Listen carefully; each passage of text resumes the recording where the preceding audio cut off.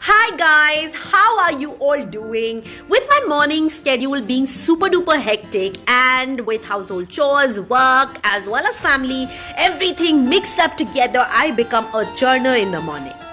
Part I happen to miss my breakfast almost every day, or I skip my breakfast or have a very light breakfast, or I'm walking and having my breakfast.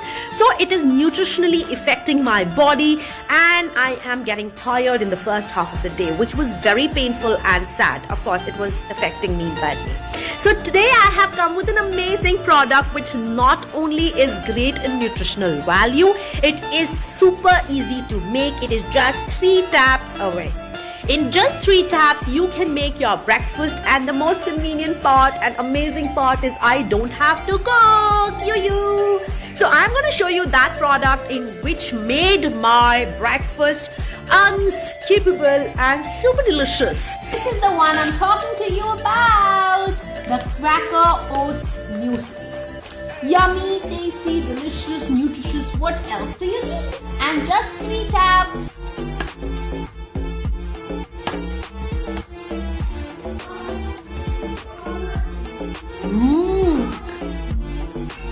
Yummy.